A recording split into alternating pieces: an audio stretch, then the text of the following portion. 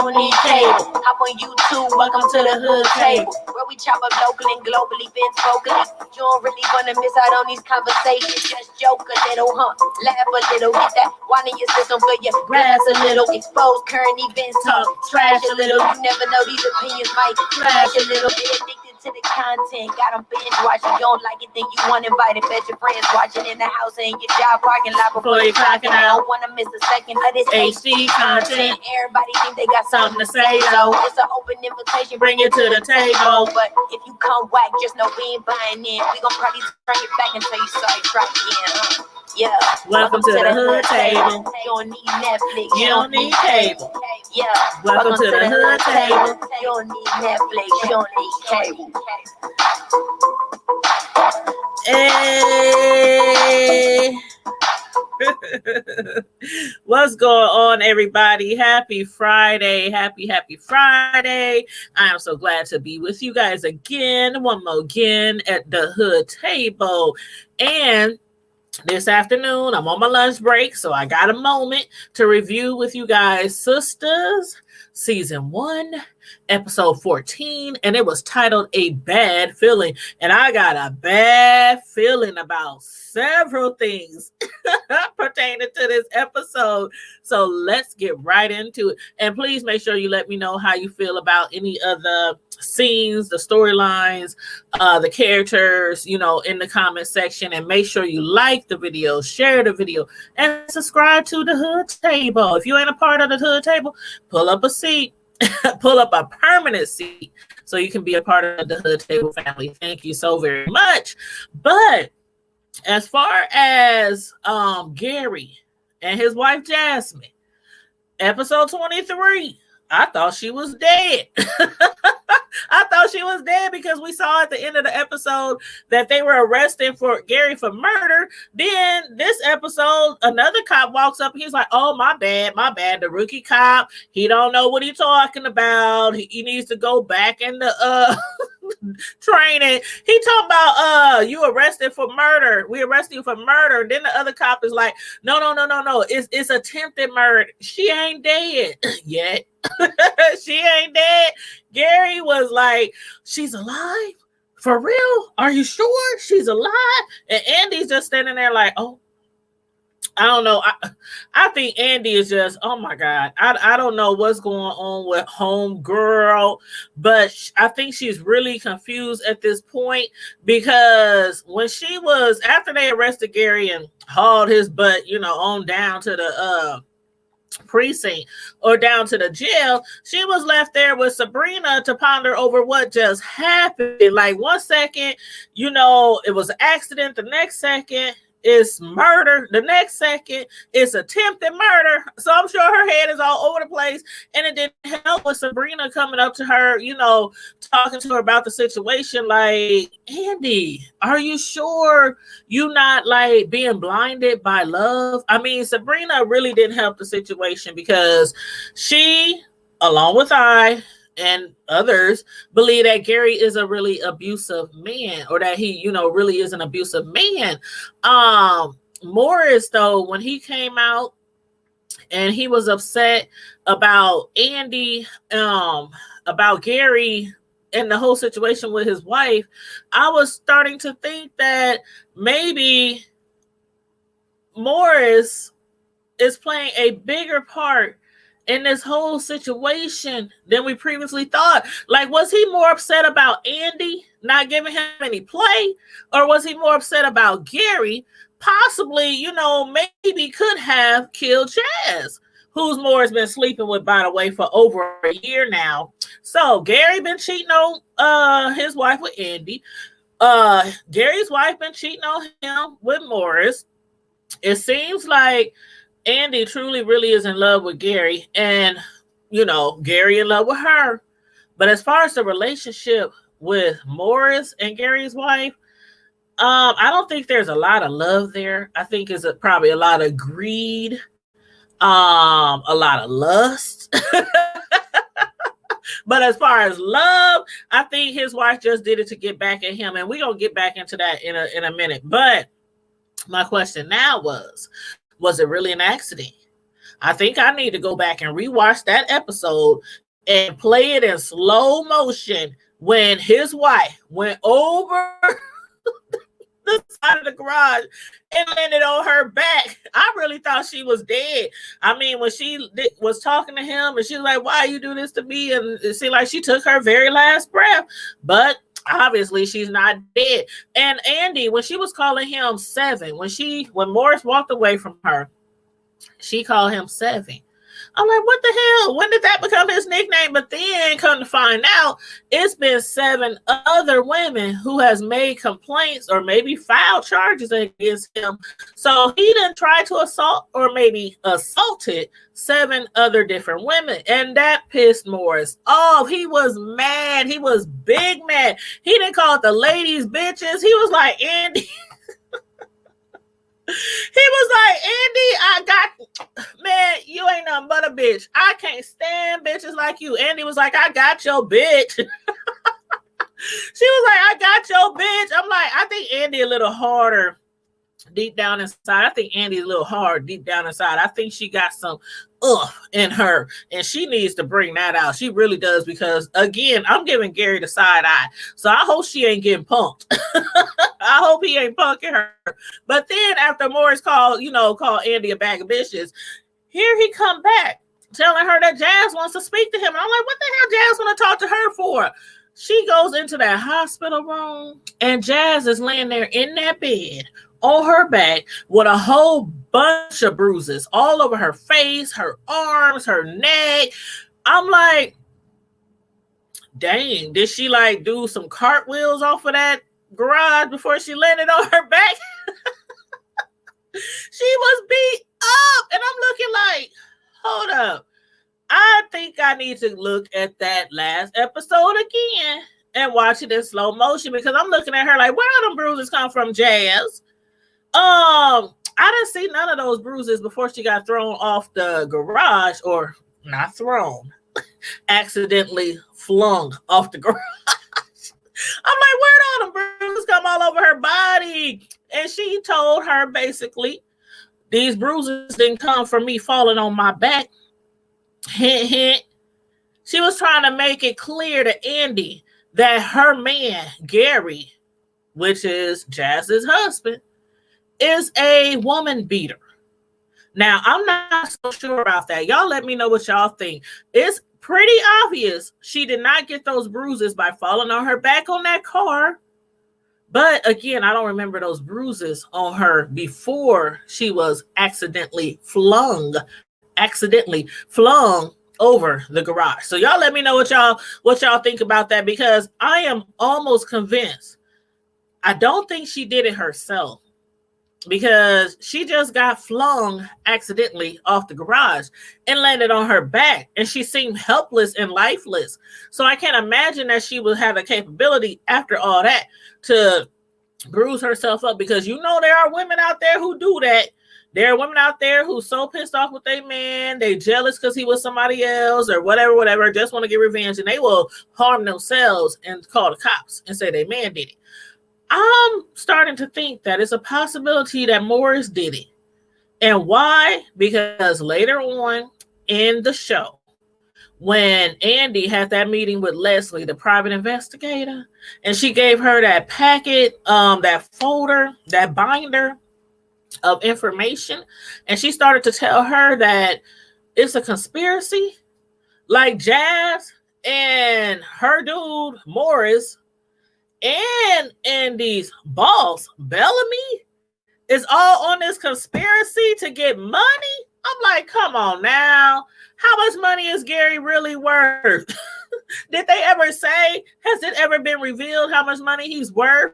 They doing all this for money? I can't believe it. I'm like, we really need to check inside that binder and see what Leslie then gave Andy in that folder, so we can find out what is really going on.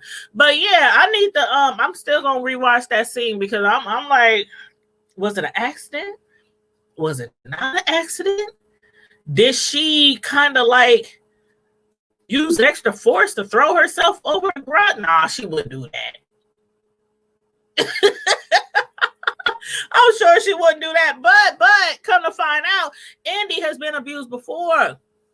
When her and Sabrina was talking in the hospital, she was like, I'll never let a man hit me, because Sabrina seems convinced that Gary could be capable of putting his hands on women.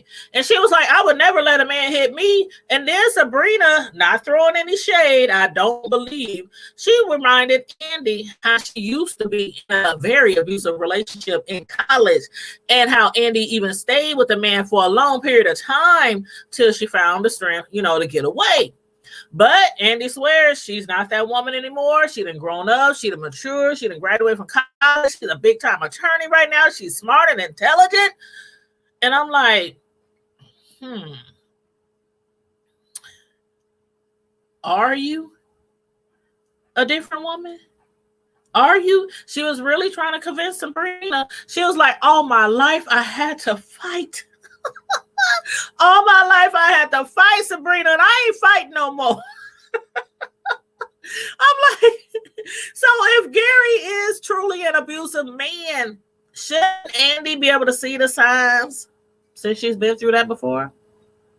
Y'all. But anyway, as far as Zach and Karen's mother, Lisa, the conversation that they were having, Lisa, I think she's fond of Zach. I don't think she is totally, convinced that this is the man for Karen, for her daughter. But I believe she's fond of him. And she realized that her daughter still loves him. And mothers, they know when their daughter is in love with a man, or still in love with a man that they ain't even with anymore. And she does believe that Zach has a chance to get back with Karen if he plays his cards right. Only if he get off of that couch and quit wallowing in his mess, stop acting like a doggone child. I mean, he's very childish. And he still thinks it's about the money. He's like, man, I was working all these hours. I was giving her my checks. I was coming home bringing the bacon. Like, man, a woman does want her man to definitely bring home the bacon and some sausages too. Bring home the bacon and some good old sausages. But ultimately, we want the man to be the man from sunup to sundown. Zach, he needs some work with that. But besides that, he really needs to grow up. And if Karen is still somebody he wants to be with, he needs to grow up quick, or else he is gonna lose her forever. And I hope it's not to that man, Aaron. I'm still not feeling him. I'm not feeling him at all. And Lisa isn't either. She, of course, she kind of mentioned to him a few episodes back that she thinks that he is the kind of man, my bad. She said, I do believe you are the kind of man that would drive a woman to kill herself. Now, I don't know if he drove his wife Fawn to kill herself, because I really don't think anybody can drive somebody to kill themselves. But I guess if you're weak-minded and you're fragile and low self-esteem, and it could happen. I guess it could happen. But Lisa has a plan. She done called up her man, Chris. Oh my God, Chris is fun. She done called up Chris because she wants Chris to have a man-to-man talk with Zach and try to give him a little advice, try to lead him in the right direction to get his woman back. So Chris, he been locked up. He done served prison time. His mother, she was locked up. She raised him as a single parent. His daddy was a Rolling Stone. His mom, she died. Then he went to foster care. He ended up spending time in prison for, I think he said, attempted murder. And now he owns his own construction business, and he is a millionaire. Talk about inspiring. Zach seemed to be listening to. He finally seemed to be listening to somebody. And I'm like, okay, Lisa, you might be on to something with your man coming to have a sit down with Zach, because it seemed like he was really inspiring Zach, even though Zach seemed to be looking mostly at the dollar signs, the ching ching ching, the coinage.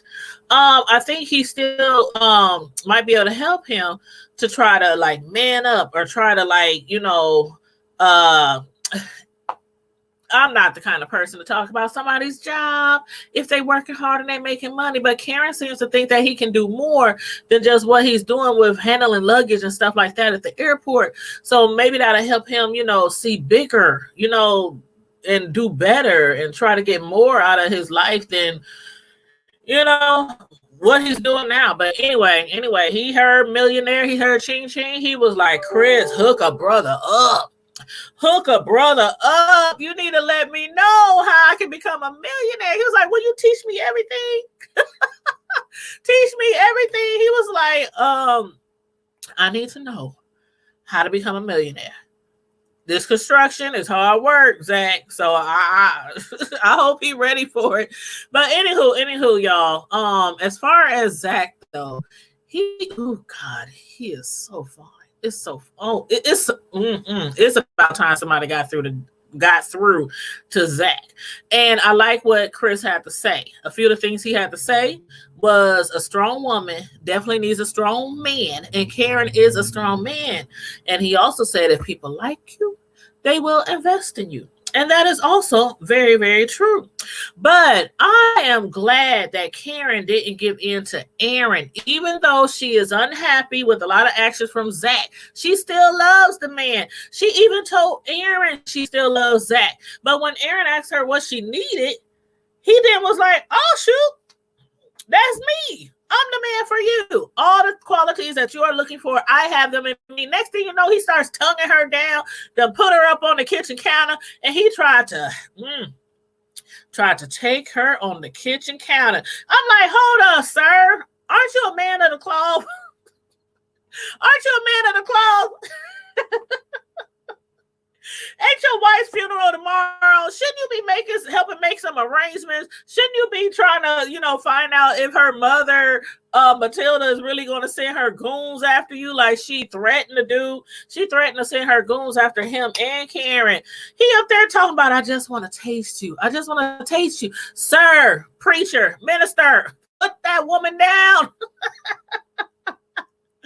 I'm like, oh my God, he needs to be worried about if his mother-in-law, Matilda, is really going to send them goons after him, because she sure did send them after Karen. You see that fool sitting up in her house? She was like, how the hell who are you? What are you doing here?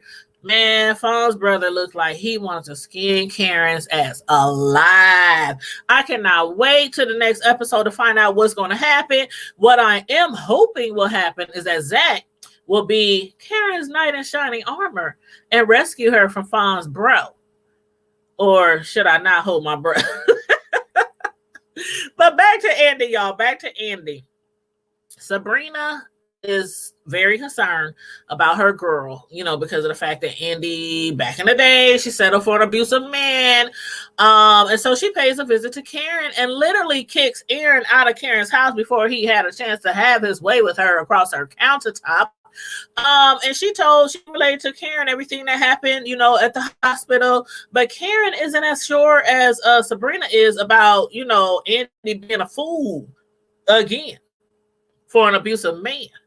So I don't know. We shall see, because according to Gary, when Andy went to visit him in jail, he claimed he did not touch Jazz.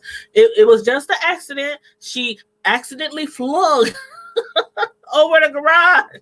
It was just an accident. And he is like, really trying to convince Andy to believe him. Does Andy really believe him?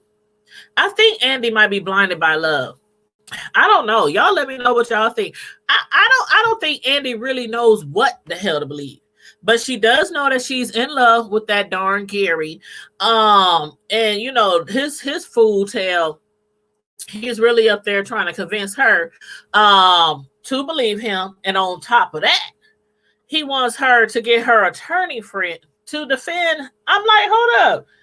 Didn't you just tell her that you got somebody, in your back pocket that you could call up, and you don't need her attorney friend who was obviously flirting heavily with his girl right in front of him.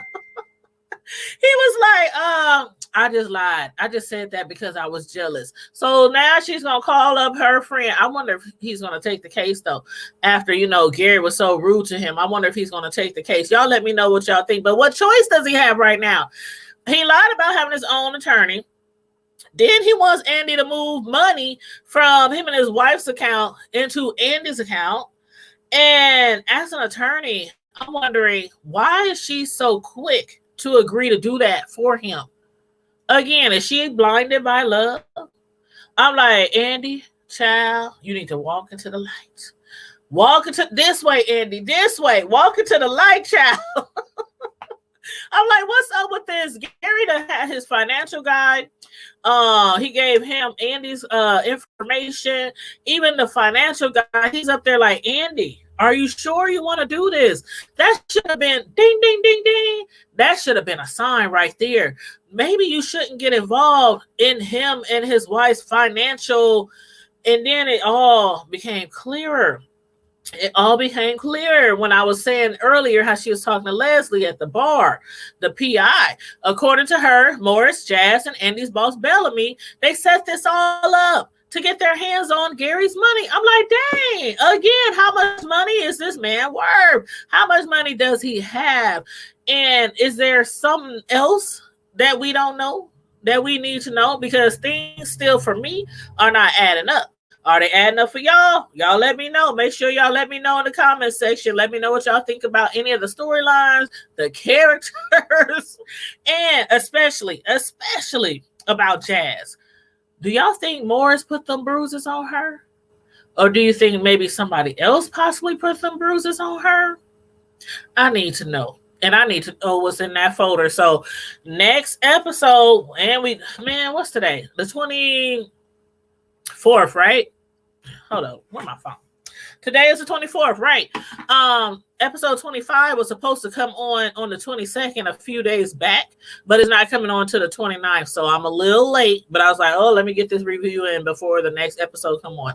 So we won't be able to see episode 25 till the 29th, April 29th. So I am definitely anticipating that show, and I'm anticipating reviewing it with you. So make sure you guys watch that show. And also, if you have nothing better to do tonight, it's Friday. Y'all know what that means on the Hood Table. Friday Night Live, no topic off limit, no holds barred. We have some topics for y'all to discuss tonight, including one of them is about relationships. Married people having single friends. Is it absolutely necessary to let go of your single friends, even if you've been friends forever? So that's just one of the topics we're going to talk about. So you guys make sure you tune in tonight, 9 p.m. Central Standard Time on the Hood Table for our Friday Night Live. Thank you so much, everybody. Don't forget to like this video, share this video, and please subscribe to the Hood Table. Become a part of the Hood Table family, please, and thank you very much. We're also on Facebook. We have a page where you can like and follow, and then we also have a private Facebook group. If you look that up, just look up the Hood Table and you'll find our page, and then you'll find our group. So make sure you like our page. And also, if you want to join the Hood Table, the private group, just click join and I'll add you to the group. As long as I don't think you're a troll or something like that, I'll add you to the group. And we are also on Facebook and Twitter. So again, we're going to be discussing a few things tonight. One of them is about relationships. The other one is about this fight that happened here in Omaha, Nebraska at a QT gas station like 5 days ago.